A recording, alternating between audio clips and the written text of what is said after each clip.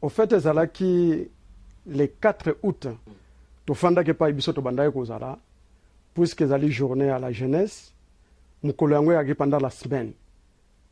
Tofandaki topasaki toute la journée en tant que jeune, toandaki ko se poser ba question, mais est-ce que esiki ezate tokosala ndenge nini? Tokomaka même papa Kulutu.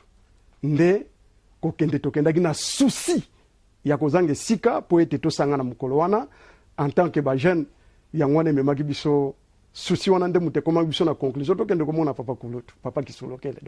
Donc na biso habitude na koki koloba. Ezalaki na biso habitude ya kokende ville forte. Tango nyonso tobandaki kozanga na biso likambo ya kosala. A des fois tomati na biso tokende kokutana na papa. Ba jour mosusu pe papa kutu te tozalaki na ba papa solo, ba mama, ba ninga bazalaki kuna na epai ya mama Marianne. Alors tobandaki kokende na biso na cadre kaka ya kolekisa temps. Donc tout temps tobandaki kokende kuna, à part kozala chef spirituel toyaki na sérieux marqué bu jeunesse na biso, mais toyeba ke tango ozali kokende pa papa Kulutu, il faut se préparer parce que wana nde nzambe. Papa abandi ba masolo. Ya solo ezala kutu wana ya le 4 août ezoyela nga ezala kutu ke biso tokende ko luka epona masolo, mais moko papa abandeli biso ba masolo. Na kati ya masolo ya papa Kulutu epai papa akoya ko lobela biso likambo ya makasi. Alobi na biso puisque le kamwana bana ko répéter ngo tout le temps. Alobi bo profiter ces jours na bino ndenge bozali awa na poto. Bo profiter ces jours na bino dans le sens abanda ko lobela to profiter ngo na ba kotanga. Parce que papa banda ko insister mingi ko yeba qu'est-ce que vous faites à chaque fois que nous recevons papa oyoka kaka il faut yeba eloko nini tout ça. Alors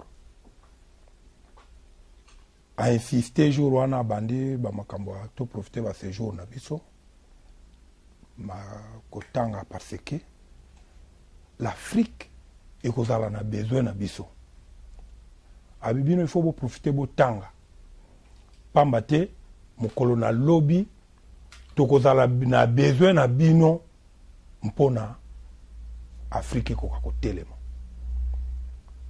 Et l'Afrique, le monde pardon, ezali na besoin d'Afrique. On n'avait pas bien saisi le message que papa, qu'est-ce qu'il nous voulait dire.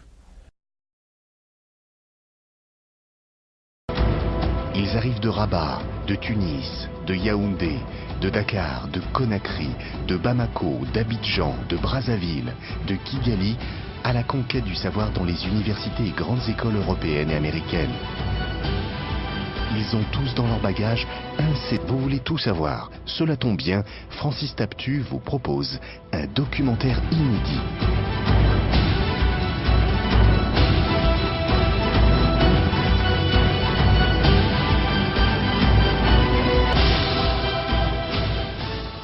Papa Kulutu na église chaque dimanche to banda kozala. Soka za na nzoto malamu papa Kulutu anda ko manquer ba dimanche te. Donc to banda kozala. Abanda ki pe koloba. Mais jour ya le 4 août na ba poko tant to décida ki to kende, même biso to satanda ki te. Que papa Kulutu akoloba na biso makamba minene. Nde to kutama ekuna tant ezala ki toko.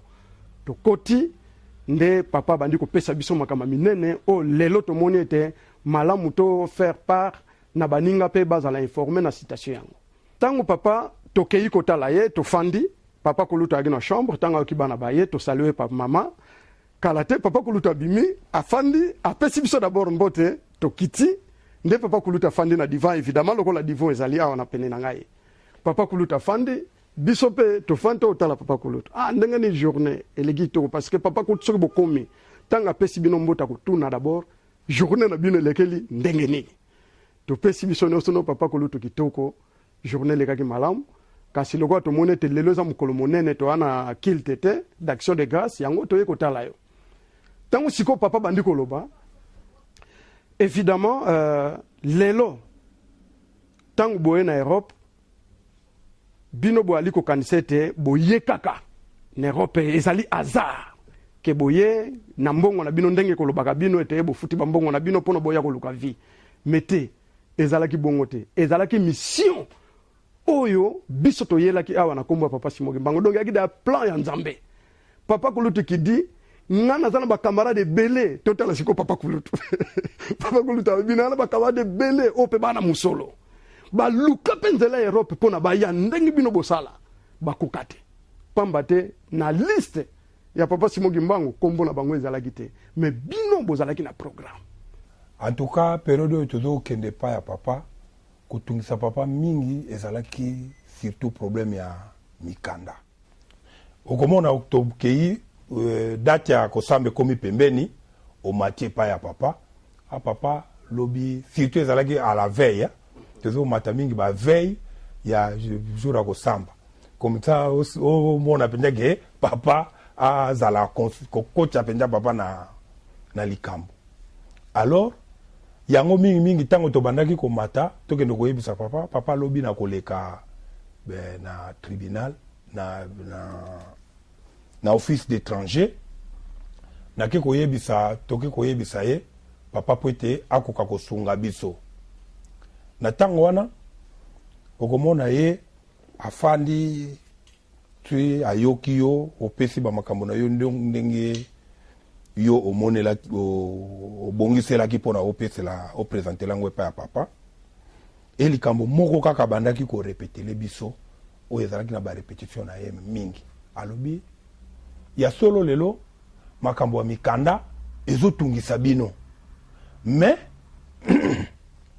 mingi kati na bino makambo ya mikanda oyo pase oyo ya mikanda ekosila nango bokozwa ba mikanda na kati na bino nazokomona mingi bakokoma ba belge alors il faut qu'on imagine tozana na centre to na centre pa ya ba réfugié tokolobela ngo papa azokoyebisa bino biso ke na kati na bino nazomona mingi bakozwa mikanda makambo na bino ya mikanda pasi na bino ya mikanda ekosila nango e mingi kutu bokozwa ba nationalité même ba nationalité belge oyo bokozwa yango à l'époque na 1989 oyo nga na komaki awa na Belgique tozalaki kaka na de bato bazalaki na église na communauté ndenge tozalaki kaka na bato mibale bazalaki na nationalité belge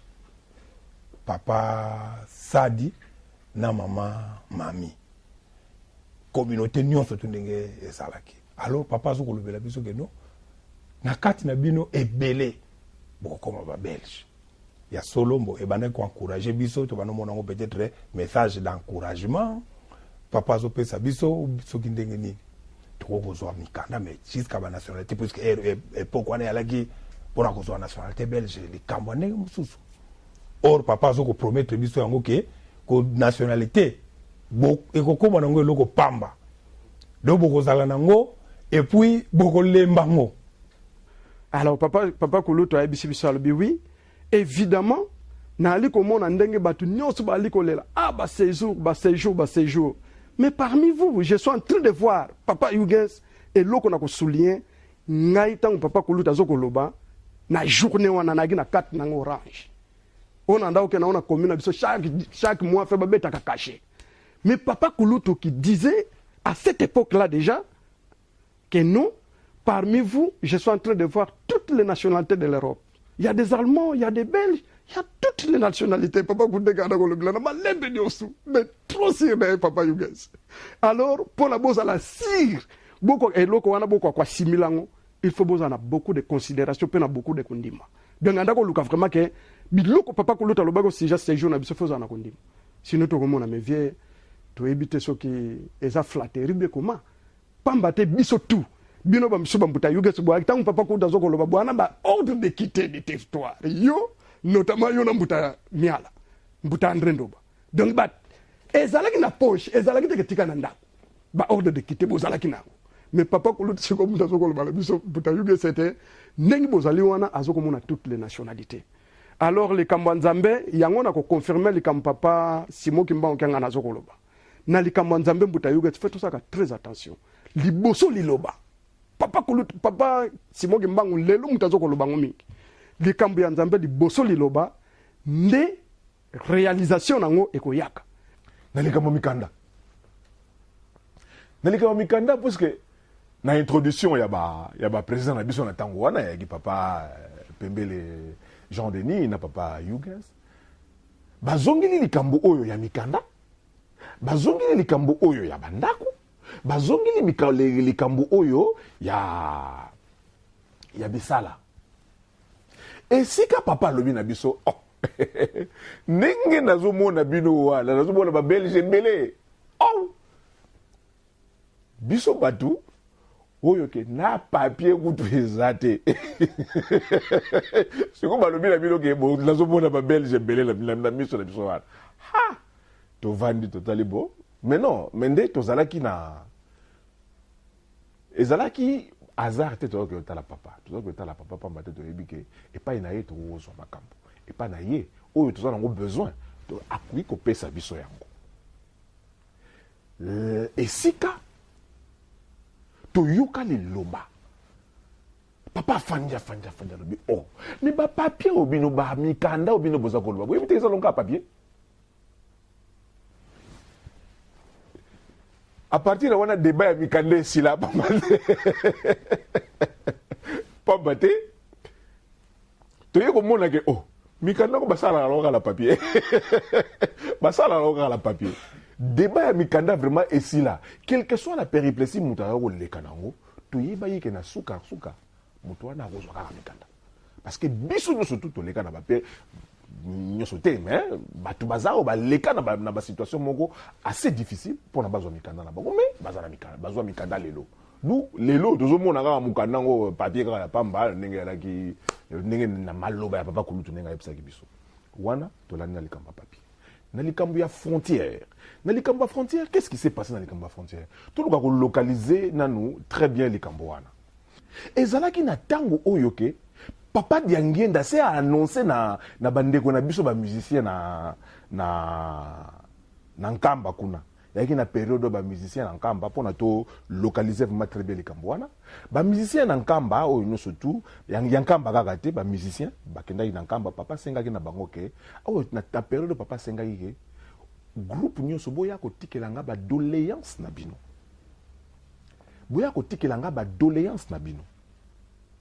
ba musicien basali doléance ya munene bakena ngo pa ya papa no bibola sangana na doléance wana obino bokena otika na kilongo tango atali doléance habité abi bolongo la kaka ba frontière et puis après ça bino na souffle bino bosenga ka biloko mibale ba longo la ba frontière bino pe bozo la souffle donc jusqu'à ce moment là biso to yeba keloko te toyebaki te ke bandeko na biso mise bakendaki kuna basengaki souffle na nini mais esika papa kuluta ye koloba na biso ke mais ba frontière nyonso wana bino bozokomona mais okangama nango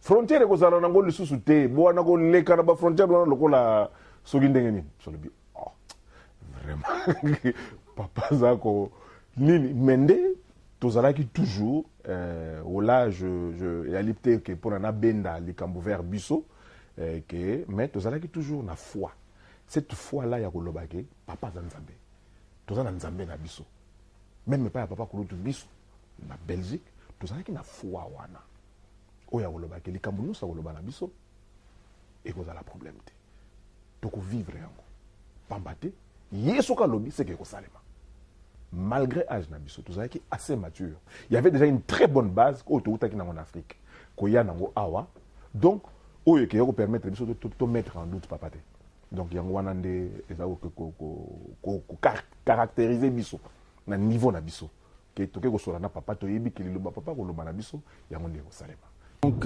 nzela ya Paris ndenge to yoki yango ezali nzela otozo kende tout droit tozo kende na frontière oya munene sika bokolakisa ba passeport ba identité nyonso donc pour les cas na nzela wana ezosenga ozala en ordre parce que à l'époque la police, la douane, bazako zala wana.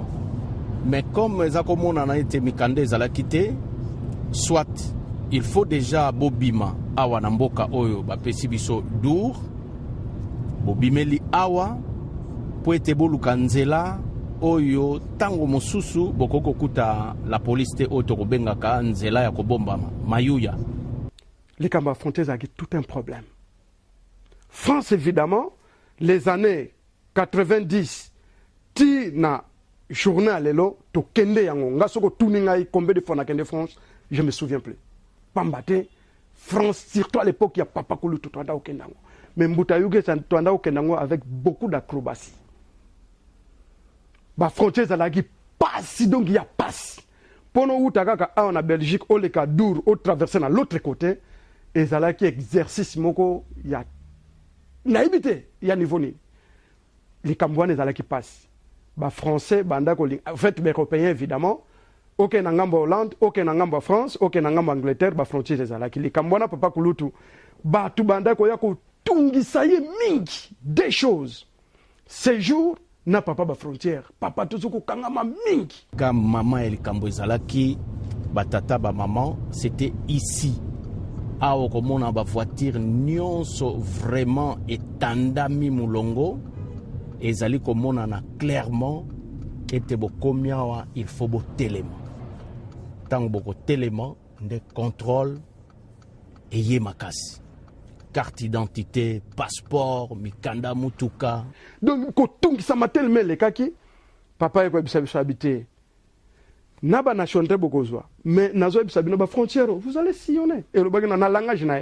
l'Europe aujourd'hui quand vous venez ici papa les frontières il y aura plus de frontières il y aura plus d'ici peu il y aura plus de frontières vous allez sillonner l'Europe ou on a ba langage peut ya père vous allez sillonner l'Europe donc Mbuta Yugas père à lobaki mais lelo tant père à lobby déjà et les kaki tangu mulaite 3 ans ya pamba mutele kaki nde mukolo wana eyeko koka oyo ba yeko longola biso ba frontière pamba te biso to banda ko sande soki to keina nzela ya Charles Leroy donc Paris Mons et simbité soki to monika keza ko yinda langage yango to ndakoloba koto eza mubulu to bimi to ke kota menen naga alors ça grand trajet entre temps ba français ba ebi ke ba belle soki na ba comité nous les arabes ya ko fanda te donc fait au kangana fait au kangana alors biso donc to aki d'abord to aki ba célibataire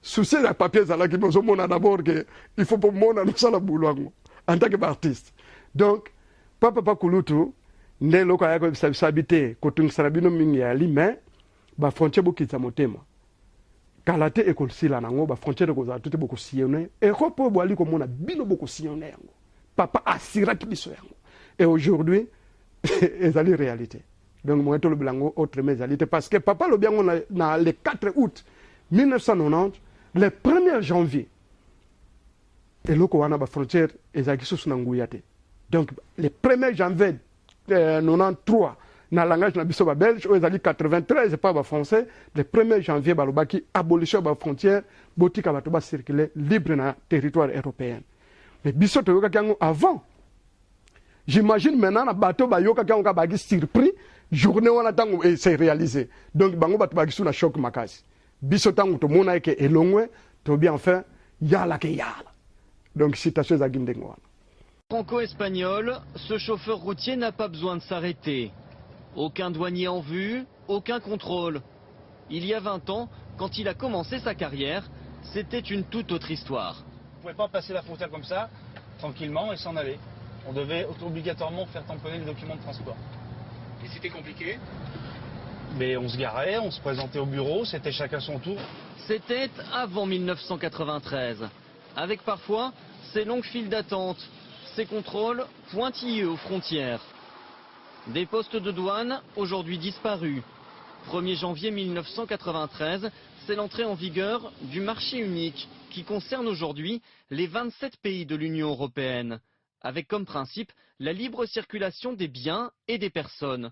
Une liberté renforcée en 1995 avec l'espace Schengen, Plus de contrôle d'identité aux frontières dans cette zone. tozalaki nango na badoute vi baprofondeur ya ndenge pere alobelaki ke bafrontière oyo ekozala susu te kobota matiti banini tout ça biso place tofandaki c'est vrai na 1989 tozalaki dans les qu'est-ce dans les qu'est-ce au fait tozoko mituna question papa nous qu'est-ce qu'il nous dit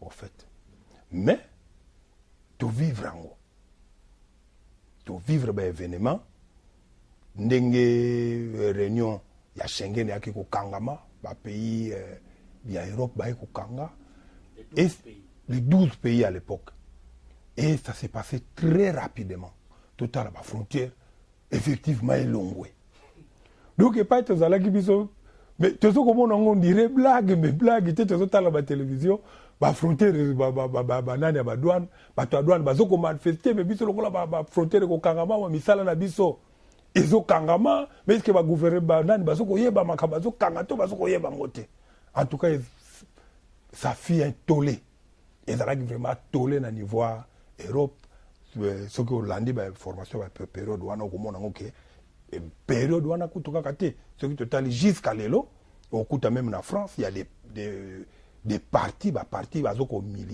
militer au retour il y a ba frontière mais au donc ezoko laxa quelque chose on dirait que eloko moko boye et longwa makina makasi lelo avec un recul spirituel na koki koloba et ça donc ezoko pesa biso lokola biloko moko ke papa balongola ki frontière ngo na makasi donc même avec nini ya ba contre volonté ya ba ngomoko ba kolomboka mais ba papa balongola ki ngo na makasi pour permettre biso toko ko sala ba misala o to sala na Europe na mukona lelo presque église ezali plantée na ba mboka nyonso tu ya Europe grâce na kokoloba ce que salemi penja c'est grâce à frontière et frontière longue papa koluta lobi avenir ya Europe mbuta yuges ekozala mwa muke sombre alobi Europe ekochité. Mais avant de faire la révolution, dans une autre vie, Chema, comme tant d'autres, vivait par et pour la bulle immobilière et travaillait ici, à 50 km à l'est de Madrid, où a poussé une ville champignon qui est devenue une ville fantôme.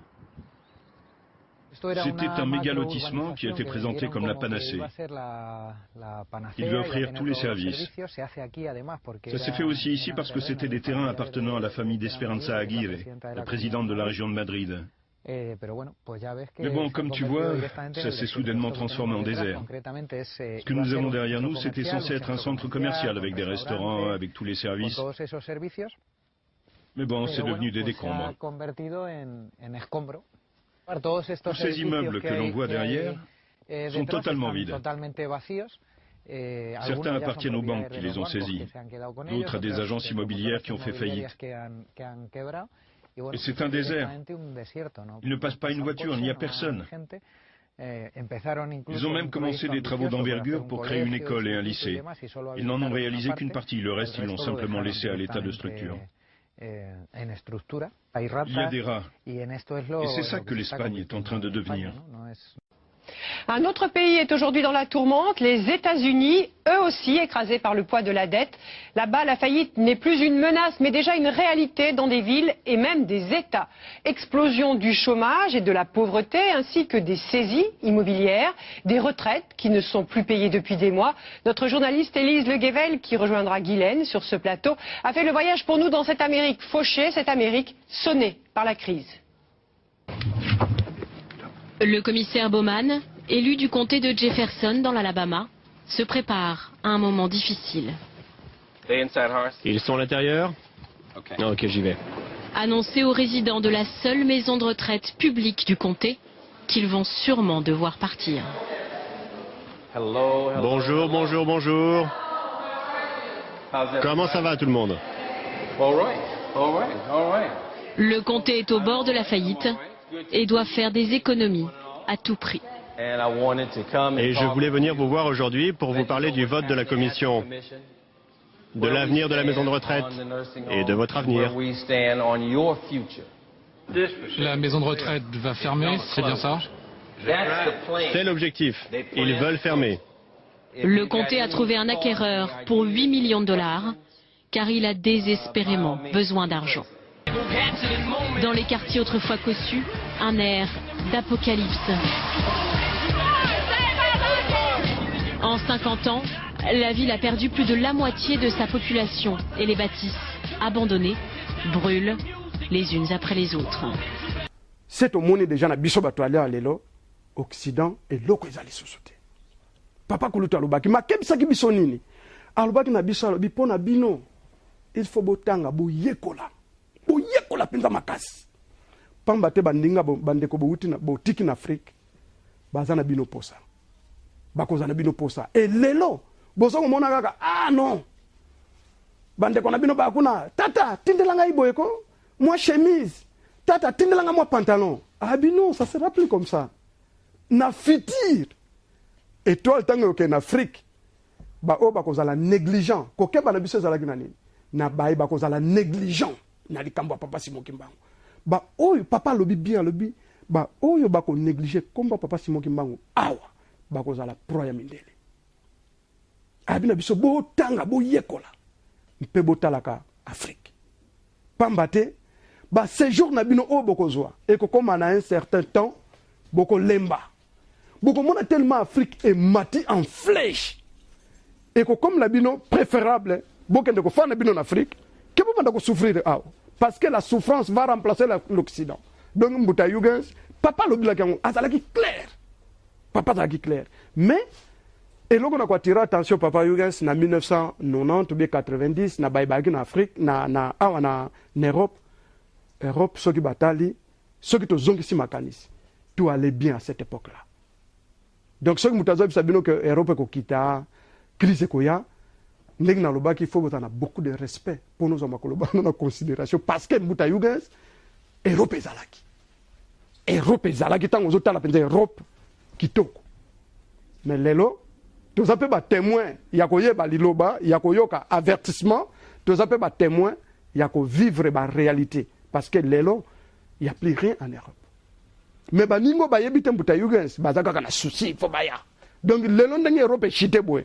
Soko epsinde kona oteko ya no sote tala papa ko talobaki bo Mbuta Yugens bo ka bona na famille. Parce que ya yebite. Mais biso et comme les biso histoire lelo Mbuta Yugens pour ça ko fanda na Europe sili. Pamba te vous nzambi tel. Et papa loba que Asie et ko jouer tremplin. Même Mbuta Yugens mikolo ba asiatique pe kuna na Chine bango pe ba komi déjà ko lela. Mungongo est comme déjà qu'on change, ton est comme qu'on change que bango pe ba comme na moi passe. Donc notre temps est venu. Mais Mbuta Yugens total na biso ba kimbangis na ba politicien. Tout ça na niveau ni. Papa Zagin na loba moko fort. Mais alors là très fort. Pour nanini. Parce que tant on va tout nier ba question sur l'Afrique, sur pas si en Afrique. Papa lobi le moko. Abi moni le développement, papa répondre aux questions on a dit puisque yebine makamo. Mais abi le développement ezali et pas yaba occidentaux. Tant que lobi occident et ali ba américain, ba en Europe et puis totali pena Australie. Mais na mikolo eza koya. Développement wane ko longa na maboko na bango et ko kende na Asie ko la tremplin vers l'Afrique. Liloba yo ya makasi papa za alobaki na mukolo wana yango wana. Donc lelo to zape ko mona yango que liloba le bomaki na 89 si je me trompe pas. Maintenant ni suko azo yeba ko azana souvenir ko yeba que na 89 ba chinois bazala yowapi. Ba chinois bazala yowapi. Na tango wana. Et lelo totala likamango ndenge ni komi. L'économie, la Chine est devenue l'an passé la deuxième puissance mondiale derrière les États-Unis. C'est officiel, elle a dépassé le Japon après avoir devancé l'Allemagne il y a 3 ans. La France, vous le voyez, est au 5e rang. Cette ascension ne surprendra personne. En voici une illustration étonnante. La Chine est en train de s'implanter au cœur même du berceau industriel américain, dans l'Illinois, près de Chicago. Elle fait même revivre des usines. Envoyés spéciaux Maryse Burgoa, Ron Diamond. Des ouvriers américains, mais des méthodes chinoises. Dans cette usine près de Chicago, le sport en groupe est obligatoire avant le travail, exactement comme en Chine. Maintenant c'est l'heure, travaillez prudemment. Ces ouvriers fabriquent des moteurs de voitures pour la marque Chrysler, un secteur en crise qui a besoin de nouveaux investisseurs. Un géant chinois de l'automobile est donc en train de sauver cette usine. Ils ont les moyens et les fonds disponibles pour nous permettre de conserver et d'améliorer notre métier. Ce sauveur chinois débarqué sur ces terres glaciales de l'Illinois s'appelle Wang Shang. Ici, le drapeau de l'Empire du Milieu a presque plus de panache que celui des États-Unis. Et le patron, c'est lui. Le président chinois Hu Jintao l'a félicité lors de sa récente visite officielle aux États-Unis, car ce Chinois-là est en train de conquérir l'Amérique. Si on veut devenir une compagnie à échelle planétaire, il faut se délocaliser dans plusieurs pays. Rester en Chine et rêver de devenir mondial, ça ne peut pas arriver. Et ces Chinois se paient le luxe de se diversifier. Ici, ils fabriquent des panneaux solaires et ils sortent ces salariés américains du chômage. Les Chinois sont venus et ils nous ont remis au travail. Dans l'Illinois, les Chinois ont donné du travail à 5886 Américains et sur tout le territoire, ils ont créé 10 000 emplois en un an. Des Chinois qui s'invitent aujourd'hui jusque sur la plus célèbre place de New York. À Times Square, un film produit par Pékin vante les mérites des hommes d'affaires de l'Empire du Milieu. Et notez que si on calcule le PIB par habitant, cette fois la donne est très différente. La Chine est 10 fois moins riche que le Japon. À titre d'exemple, elle est devancée par la Tunisie. Ndenge papa lobaki le développement. Et au Kendena, Asie est comme ça la tremplin vers l'Afrique. Le lot comme ko monake. Asie totali développement na bango. Balaki na croissance, la croissance, donc vitesse, il y a PIB na bango, produit intérieur brut na bango, et Zalaki a 2 chiffres. Donc à partir de 10. Mais mi connaît comment kita. Mais ce qui toke en Afrique, toke na ba mboka moko ba certains mboka on tali ba Nigeria, oui ko tala ba Angola, mboko ngana bi bien za Angola. Et ça la croissance moko à 2 chiffres. Donc ce qui veut dire que les tremplins, déjà, ça s'est fait. Parce que tremplin, vous me l'a raté. Ça s'est déjà fait. C'est pour rebondir. C'est juste pour rebondir. Les tremplins est déjà là. Donc, likambu, oyo, ponanga naza komona que, tango yango nde o papa lobaki, yango yo. Tango yango yo, oyo, ndenge opposa yenga question, lisu. Misu mi balé au dozan nango physique et tal en Afrique liso yo invisible et donc la po tao na wi foi po tango vraiment ekoki ponanga nazomona la ndenge wa. Moi je crois que likambo kozela kutu eza lisusu te biso tozo vivre na poto en tout cas ngai depuis 1987 nakoloba natikaki Afrique nazali na niveau Europe. En tout cas peut-être bato bazoya sima bango nde bato bakoko sentir nanu que non puisque tozomona ti lelo ke na chaque jour bazoko sauver des milliers des Africains bazouta en Afrique bazoko linga baya ko koluka na vie en Europe. Mais la déception totale ce qui va komi kaka na ba frontière na ba centre place bazali ko yambela bango moko ba misusu o ba teki bandako to ba tiki ba misala na bango bani na bango na niveau Afrique po ba ya na niveau Europe. Déception bazo ko zoa ça ba déception totale. Donc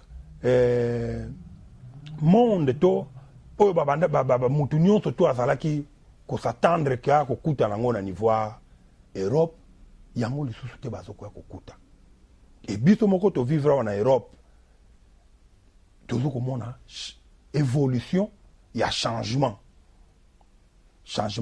ndenge makambo ezali ko évoluer ti mokona lelo. Alors retour, c'est vrai que je peux pas dire que le tour elle est éminent que eza ninyoyo, mais en tout cas moto akomeka kozwa liloba oyo papa baloba ki à la légère que tozonga que tokozonga en Afrique, en tout cas est comme évident puisque tant que tala kaka rythme ya vie ezali kokendele na niveau Europe ezaka pona biso ba africain te tala yango même na bango moko ba kolomboka to kokoloba bango moko ba européen okomona yango que il y en a des travailleurs to kokoloba ko peut-être non kaka pona ba chômeur, mais non, on va trouver même des travailleurs, quelqu'un qui travaille mais qui a du mal à rejoindre des bouts. Donc muta sali moi mobimba mais a komi na suka sanza a koki ko futela ndako me ba charge musuza zo kokangote. Pourquoi niveau vie est comme difficile déjà na bango batomboka ya bongo biso. Après s'être focalisées sur l'exploitation des matières premières et la construction d'infrastructures, les entreprises chinoises commencent à délocaliser en Afrique des plateformes de production et d'exportation. Une stratégie qui s'inscrit dans le cadre de l'initiative Going Global lancée par Pékin en 2006. L'objectif est de bénéficier de matières premières à bon prix, de la compétitivité des coûts salariaux et du développement rapide du marché intérieur africain.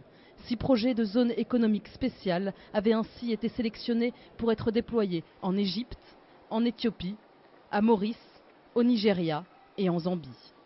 En Éthiopie, un partenariat public-privé entre le gouvernement éthiopien et les investisseurs chinois a permis d'entreprendre la construction d'une zone industrielle qui devrait permettre à terme l'installation de 80 usines et la création de 20 000 emplois.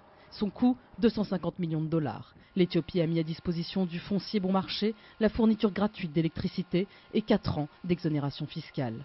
Située à 30 km au sud d'Addis Abeba, la zone accueille déjà plusieurs cimenteries, une chaîne de montage automobile, une fabrique de plastique et un groupe chinois de fabrication de chaussures. Ce dernier compte comme clients des marques occidentales, notamment Calvin Klein ou Guess, et prévoit d'investir jusqu'à 2 milliards de dollars pour exporter vers l'Europe et l'Amérique du Nord une production qui ambitionne d'atteindre un volume annuel de 4 milliards de dollars. Ces partenariats sino-africains sont ambitieux, mais plusieurs facteurs peuvent ralentir la mise en œuvre de ces projets. Les différences culturelles, la barrière de la langue, la non prise en compte par les entreprises chinoises des aspects environnementaux et sociaux, ainsi que leur difficulté à opérer des transferts de technologie et à former la main-d'œuvre africaine. Normalement, nous sommes conscients que le moment est venu. Tana biso yango. Mais le problème est que tant que je un peu distrait. Au Kanisi, mais moi, minute kolanda, au monde bon. Le cola musale zananu, na betal sous moi oyo. Tant moi moi aussi le bimbo, na betal sous moi oyo. Mais entre temps, c'est le moment yakutala déjà. Ndenge ni toko kendelaka. Parce que mbuta yuga ski buise ko ya Europe. Ce qui n'a aldi na ba rappel à malamu na makanisi na ngai, na ebike nazoko se souvenir na bande moko na talaka. Papa Simon Gimba ngani mutazoko loba. Ça date déjà ba 5-6 ans boy.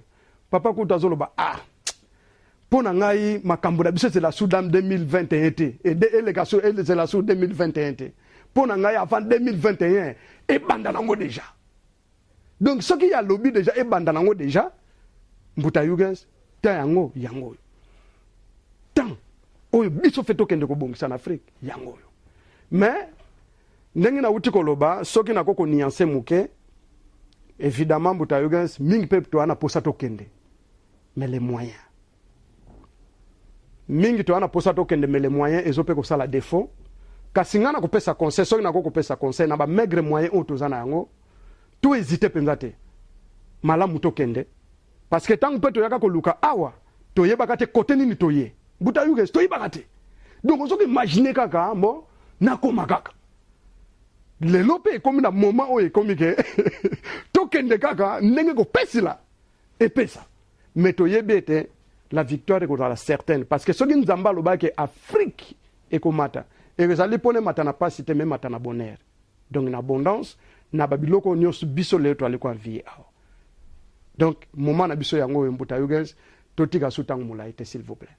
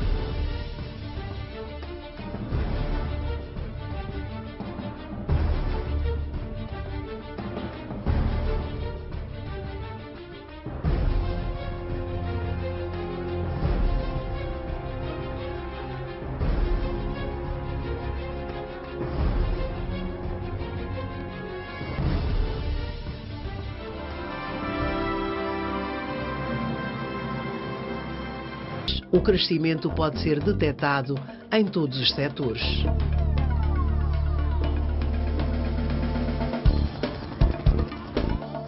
O país está em desenvolvimento e construção, com uma dívida pública reduzida e um vasto programa de reconversão em diversos setores.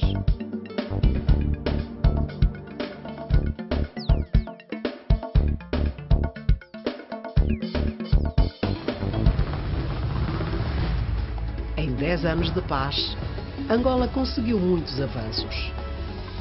Interligação do país por caminhos de ferro, portos e aeroportos novos e remodelados.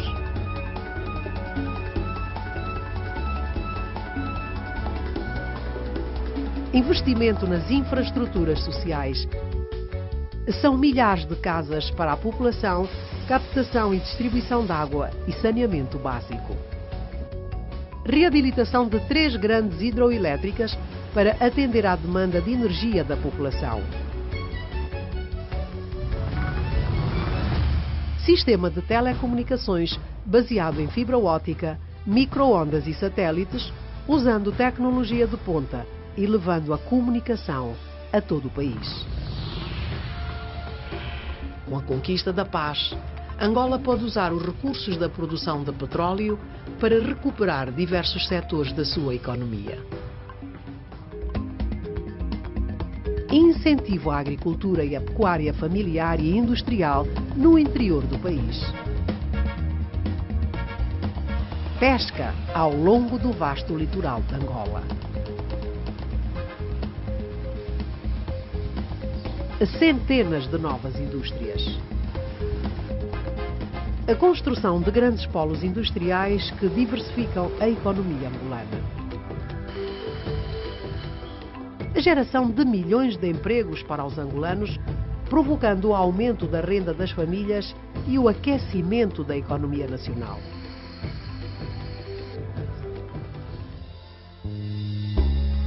Nesses 10 anos de paz, também foi possível construir novos hospitais, clínicas e laboratórios com equipamentos e profissionais de ponta para melhor atender à população.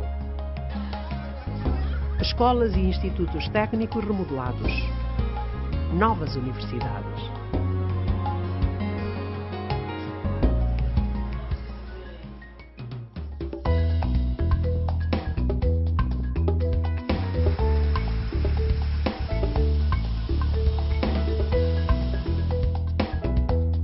paz também possibilitou a livre circulação de pessoas e bens e o país recebeu diversos investimentos em hotelaria e turismo.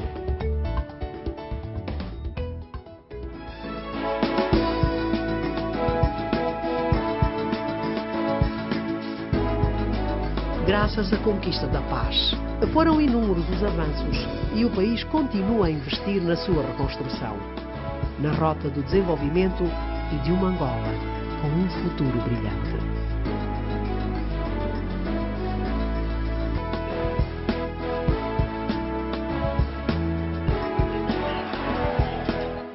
D'abord, il faut toyeba et l'okonine me makibiso na Vilvoorde.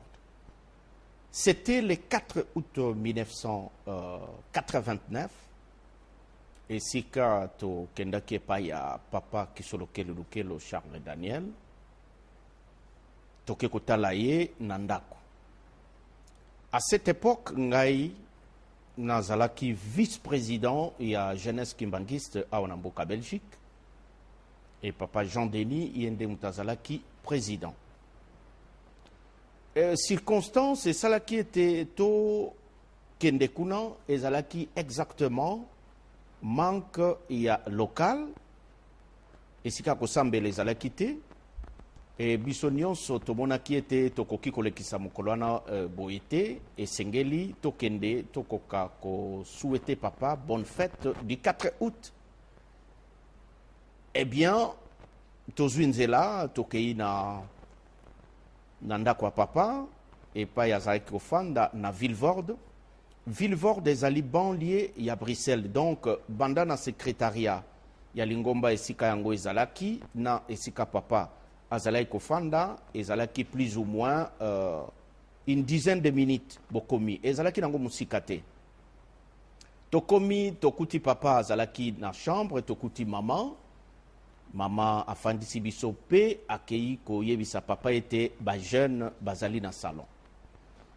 Na tango tofandi papa ye apesi biso mbote mpe abandi kotuna biso ba santé et puis les activités oyo moko na moko akoki kozala nango.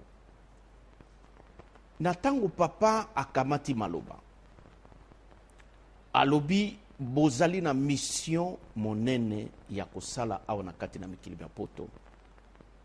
Vous êtes des ambassadeurs. Je sais très bien que vous dites mais comment papa bazali kobenga biso ambassadeur alors que biso moko batoto futi batike na biso moko tosali ba manœuvre po teto kwa koya kati na mikili ya poto.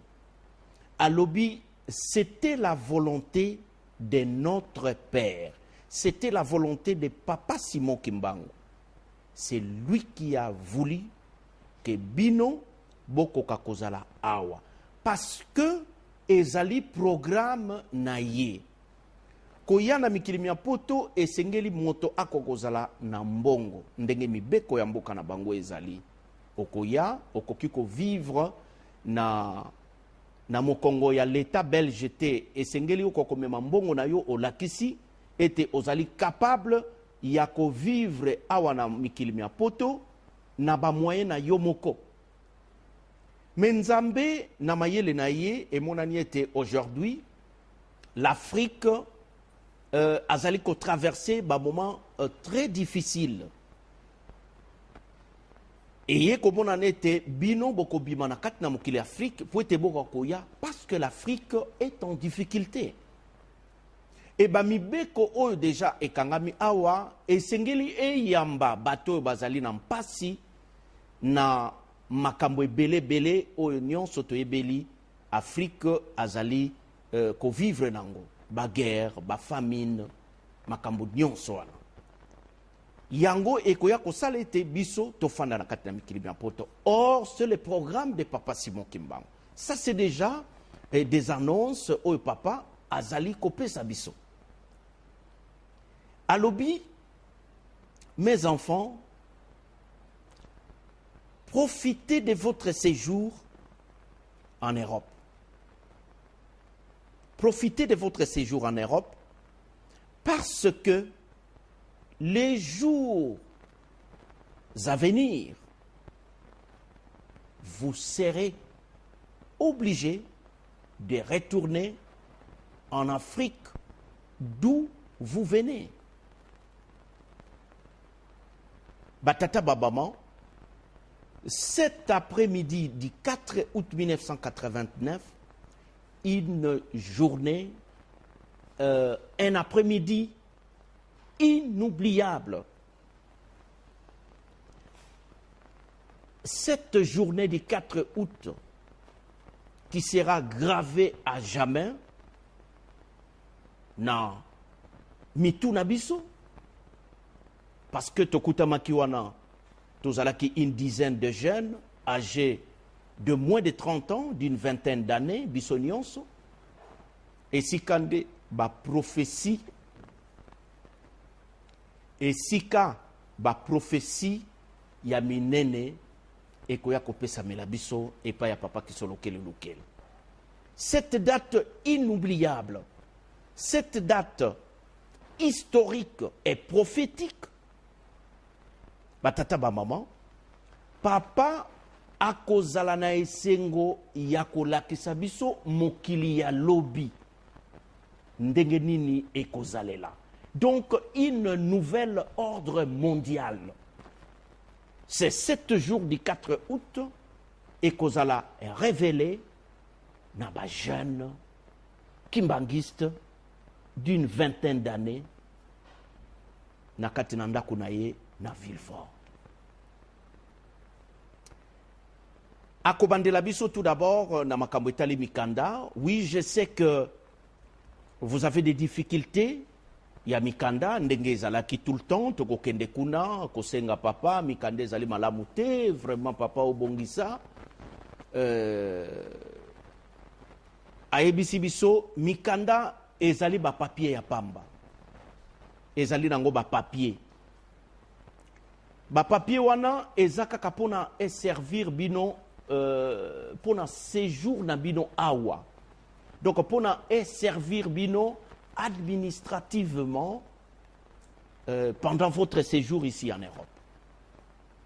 Mais les jours à venir, vous n'aurez plus besoin de ça. Parce que bino moko boko kende ko zongi sayango.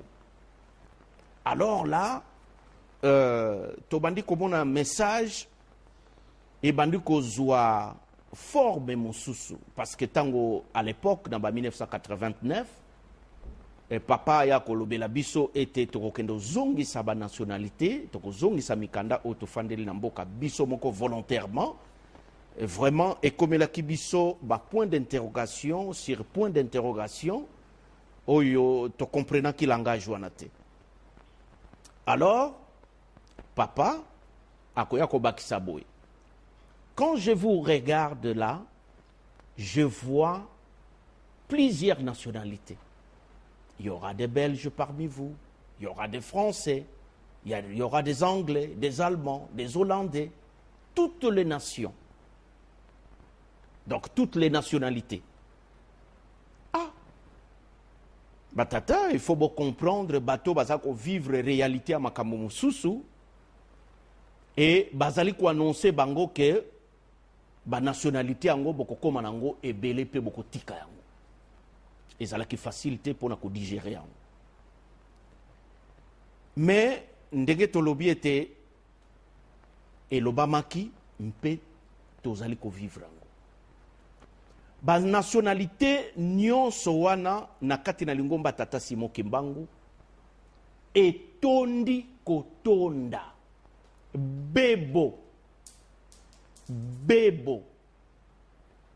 okolala kolamuka oyebi lisusu te ke ozaka na nationalité ke bonyokwamaki na tina na makambo wana parce que likambo mikanda ezalaki tout le temps lié na makambo ya mosala ya papa Simon Kimbangu parce que ekoya kolanda makambo ya ba frontière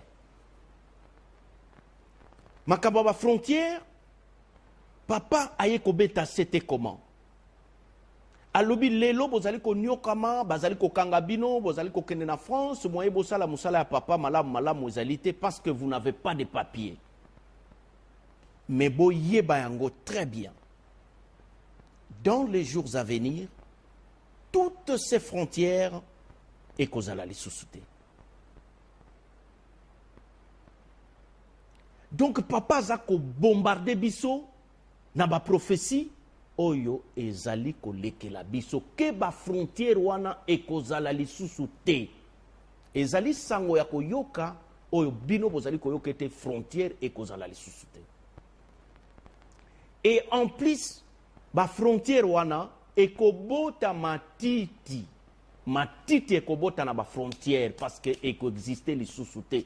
Alobibo parce que Dieu, quand il a créé le monde, toutes ces frontières, ça n'existait pas.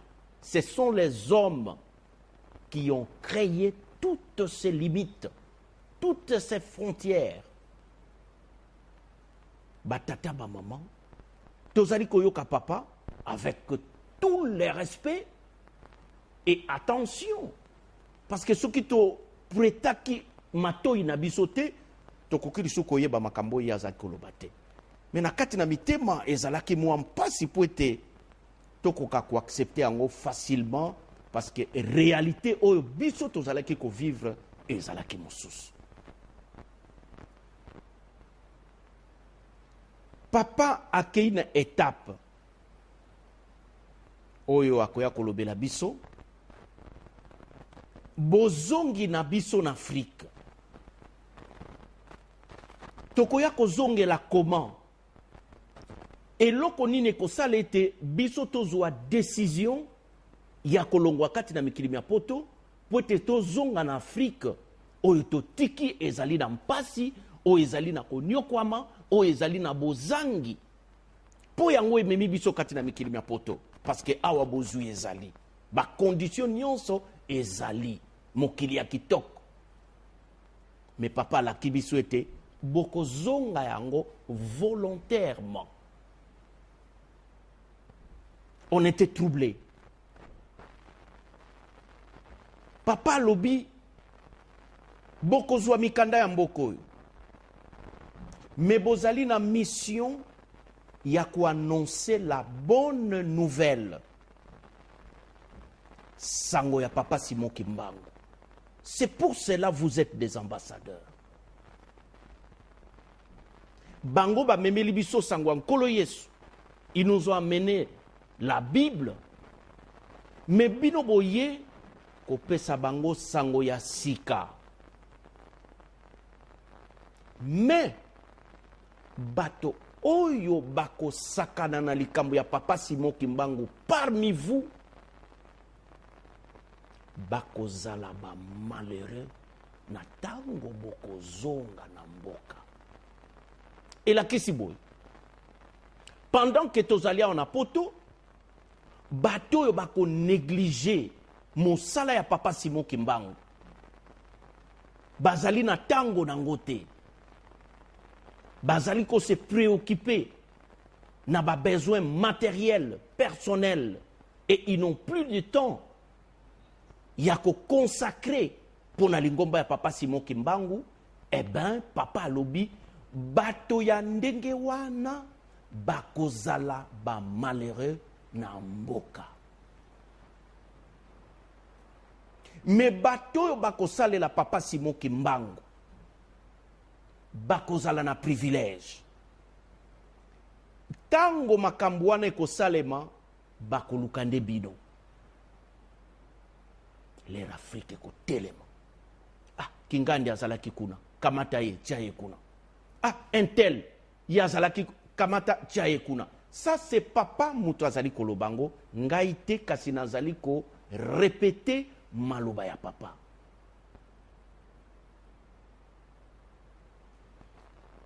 Papa ye ko annoncer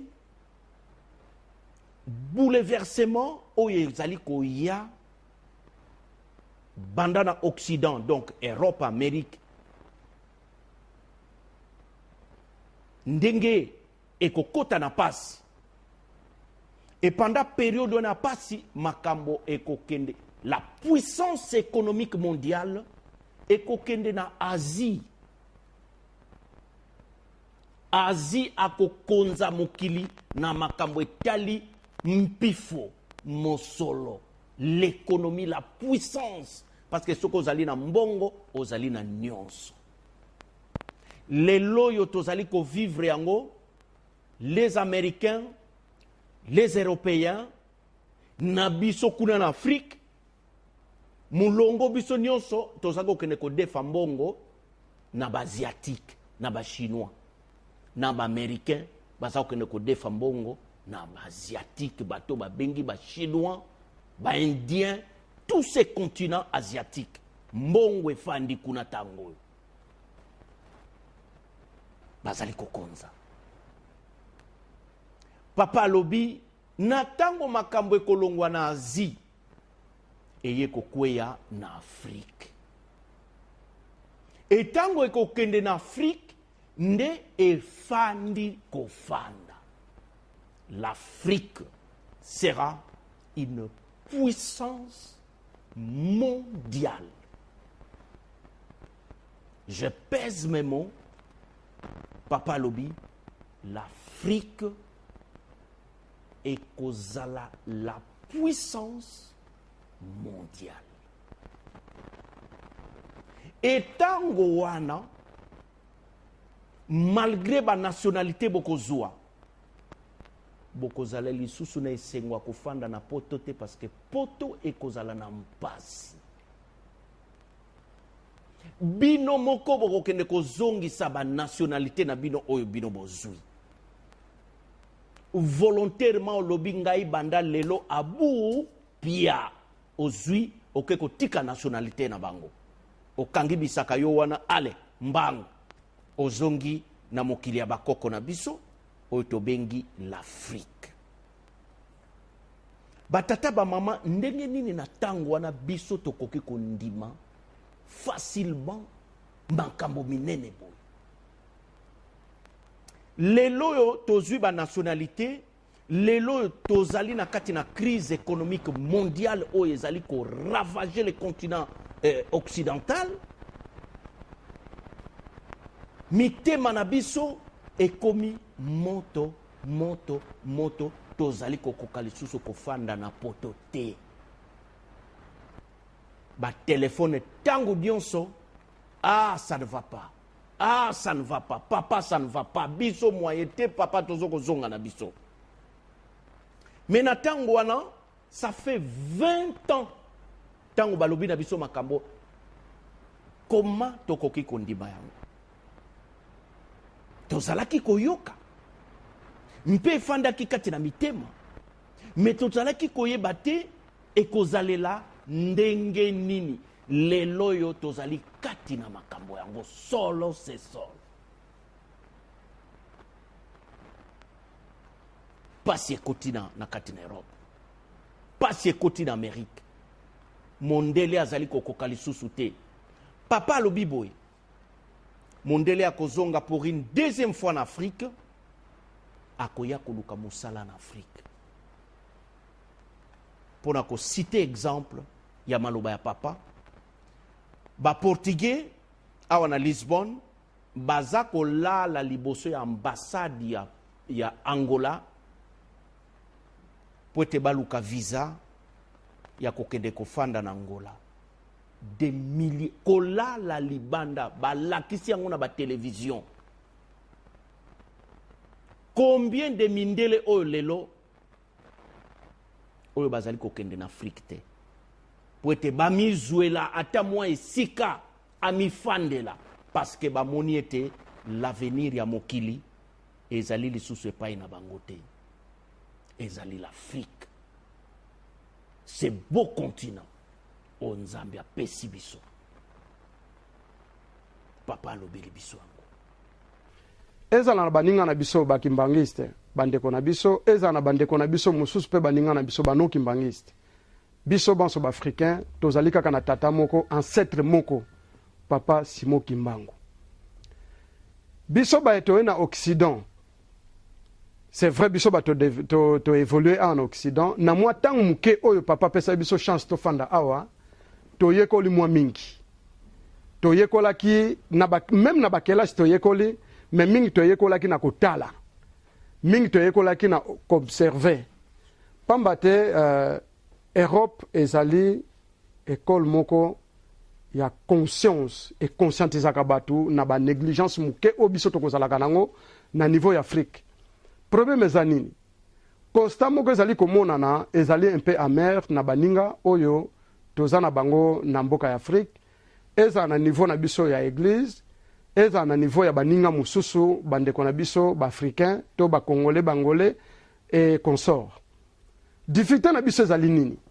Difficulté na biso ezali ya koyamba boyambi ezali penza komonana te na sens nini bandeko mingi bana ba projet po ete na maiba yekoli aba ya s'installer kuna kasi bakale ezali komonana mingi bakale ezali komonana mingi vraiment ya mingi na ba niveau nyonso bakale ezali komonana mingi baninga pardon soki bayo bauti na Europe bali koya pona balakisa mwa technologie ndenge ya kosalela méthode tozwaka ona ndenge mabete ezaka na ndenge ke oyo bango bayekoli ndenge kaka bana ba juif balaka na kala tango babimi bakena bamboka mususu bayekolaki o bango bayekolaki yango leo tomoni Israël ezali kotongama susi wana pe yango bakimbangise na bandeko na biso mususu ba Afrika bali na maeto yekoli awa to ya kolakisa na Afrique mais ezo komona na penza ke coup circuit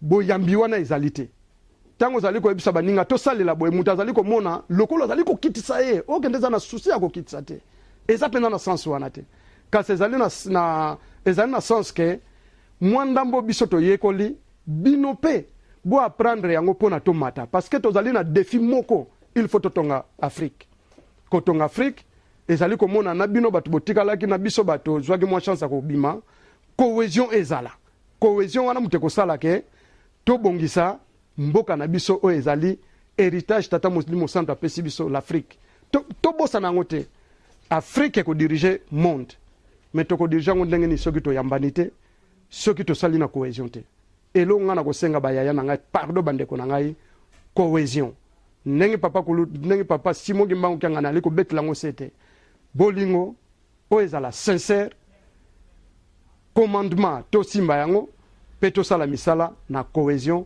po ete différence emonana ko bakisa la likambo makambo eza nango mingi mais tellement que toza na temps mingi te na yebi que télévision ezala vraiment na temps mingi te alors pona bandeko bazoyoka biso ndenge sa na lobby quel que soit le niveau to okoma nango na ba recherche na biso pona bandeko bino bozoyoka biso quel que soit le niveau to okoma nango na ba recherche na biso to bossa na rate to tchaka na kwa moko ya mitu na biso que quel que soit niveau recherche tozo sala to sala ngona d'abord sur base que ba papa na biso ba banzambi to sala ngo sur cette base là to sala ngo tekeo to longoli na no base wana après to commencer la recherche pamba te soko sali ba recherche o longoli base wana o ya ko bossa na mai oyo ba papa ba loba nantina na yango s'il vous plaît toza lingomba moko oyo papa diangenda lobike mai o nazolo bana bino boke no sala ba recherche esika ni boyoka lisusu ke walo bana bino ke mai oyo nazolo bana bino toke no sala ba recherche eza ba mingite po mususu ba mega ko sala ndenge wana lobi kaka lobi bayeli bango ke tala obota mwasi na mwasi mususu soki na troisième femme côté kuna mais biso baloba na biso to sala ba recherche pamba te baza sûr yango wana oyo ka ngana ko loba na bino yango wana bandeko na ngai na ba oyo ba ko ya ko rejoindre biso na nzela oyo boye ba nzelo fa epa ibovandi ya nzela moko ya sûr toza nango tembete même kutu ba pape ba komi ko renier bible bikolo yo mais to banga la biso te makambo ko ya ba komi ko loba ga da azala ki soute azala ki na yete da c'était makasi ezali oyo ya message ya Luc 24 verset 48 et pas nzambe azali koloba bino bozali ba témoin bino bozali ba témoin ya nini to ba témoin ya nani pamba te toyokaki yango ba papa banda ko mi koloba ngo ke témoin ya nzambe ezali moto témoin ya moto ezali nzambe. Or biso to vivre ba makambo oyo ebimi na monoko ba tata na biso, et très précisément papa qui soloke le pamba te biso na niveau Belgique awa, papa qui soloke le c'est vraiment papa na biso. Ce n'est pas que papa misu soza ba papa na biso te baza ba papa na biso, mais papa qui soloke la zalaki on dirait ndenge balobaka résidence principale na Congo, mais azalaki na résidence secondaire ya papa qui soloke le mukili mobimbe yebi et alaki awa na Belgique, ba traitement Belgique, convalescence Belgique. Donc liloba na ngai etelemeli kaka na 1 Jean chapitre 10 à 13. Tozalaki to tozali na nzambe elongo, me kasi mingi bazali kososola te. Esengo nde ezali na ba oyo basosoli. Pamba te kososola nzambe tokoloba kaka te ke kososola nzambe tokoloba te ke o soki ndenge ngai nazali ko comprendre te. Kososola nzambe ezali ndenge nini yo nzambe azali komonela, ozali komonela liloba to likambo ya tata nzambe. Donc ngai message na ngai ya suka na telemeli place wana ke tozali na nzambe elongo. Mpona lingomba papa alobi boye, bino bozali ambassadeur, privilège oyo bino bozali nango ya kozala pembeni na biso ezali boye. Biso tozali kolobaka na bino makambo ezali koya lobi oyo mokili eyebi te, me biso tozali kolobela bino yango. Bandeko na bino oyo bazali libanda bazali na boyebi na yango te, me bino tozali kolobela bino mabomba mi ya nzambe, makanisi ya nzambe ndenge yango ezali pona lobi, ndenge mokili ekokolela, ndenge mokili ekozalela. Ça c'est votre privilège d'être à nos côtés. Et sengo na bino ezali ya kozala pembeni na biso parce que tozali kolobela bino mabomba mi ya nzambe. Bo profiter yango parce que ezali ya bino, chance na bino. Bandeko na bino oyo botiki na pasi na Afrique na bozangi, soki bosakani na likambo ya papa Simoki Mbangu, bokosala 20 ans, 30 ans na poto, 40 ans, ekozala ya pamba. Parce que tango bokozonga, bandeko na bino oyo botikaki na bozangi na pasi, bakolalisa bino na bandako oyo bango batongi, na pasi na bango, na bozangi na bango, alors que bino boyaki na kati na mikili ya poto, esika bozwi ezali. Etangwana bokokoma ba malheureux.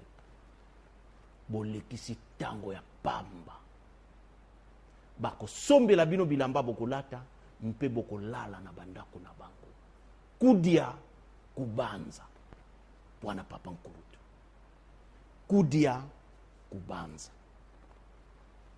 Olie lelo kanisa lobi. C'est-à-dire aza koloba ozali kolia lelo awa na poto kasi pona lobi kanisa Afrique.